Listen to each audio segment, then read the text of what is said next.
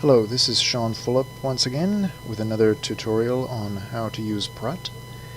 And in this short video I'm going to highlight methods for actually recording the sound. So, in order to make a recording, of course, you have to be using the microphone.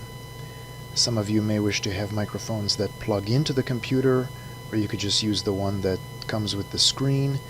But in either case, you have to set up with the settings somehow to make sure that you're using the right microphone and that it has the right volume and so on.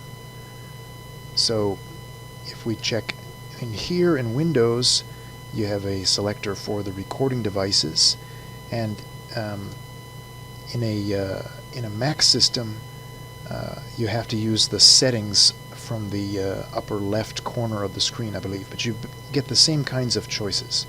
And you see here I have a number of choices. I could be using the microphone array on my laptop, which I'm not, or I could be using the plugged-in microphone, which I have. Now you have to be sure that this is selected to the default device, so you may have to double-click on it to do that. Then you want to select this. You notice that the meter is going up and down quite nicely, and it's not going too high. So that means that I have a good level on this microphone, more or less. So what I would do, though, is I would just check the levels. You can open the microphone properties, and then you can change to the levels tab, and now you have the opportunity to turn up or down this microphone. So if I turn it up too loud, then it will be too loud. If I turn it down too low, then you hear me, so you see that. So for now I'll just leave it about here. We'll see how that goes. Now, Praat is going to be using this microphone on Windows. That's pretty much automatic.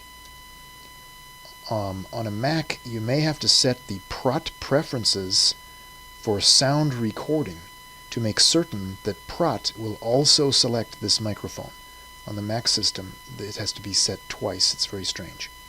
Anyway, now that we can have the microphone working properly, I can record a sound. So I'm going to record mono sound, because I just want it to be one channel. A stereo sound would record two channels, and since there's only one of me, there's no reason to do that. So now I have the opportunity to check the sampling frequency. Now, this is a parameter that determines how much space the sound takes up and how accurate its digital transcription is. So the standard is to select 44,100, which is the standard digital sampling quality for compact disc audio, and for typical MP3 files, music files, things like that. So it's a very high rate of sampling. For speech and phonetic purposes, oftentimes something less is quite adequate. So you could change it to 32,000, which would then give a frequency range in the recording of up to half that amount, up to 16,000, which is certainly enough for speech. So for the moment, I'm going to just change it to 32,000 just for fun. And now I can start recording. So if I start recording, then it's recording. So now it's recording a sound. Test, 1, 2, 3, record the sound.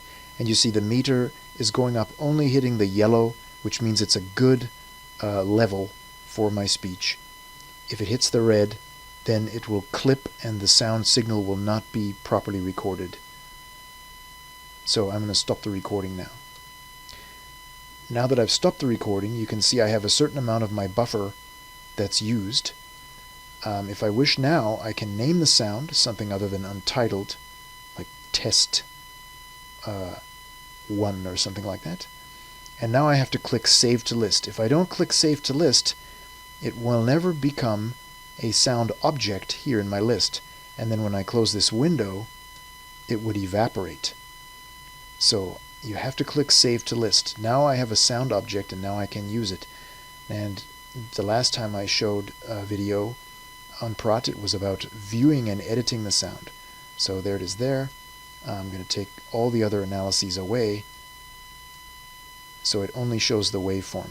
And here you have the wonderful recording that I just made using a headset that's a gaming headset from Turtle Beach. You can see it does have a little bit of low-level electronic noise down there, because it is plugged in through a USB microphone adapter for my laptop.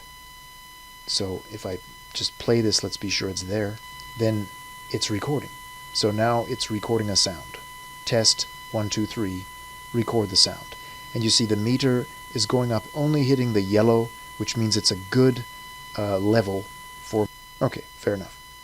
So the sound appears to be working, and more or less anyway. And that concludes my video on how to record a sound into Praat.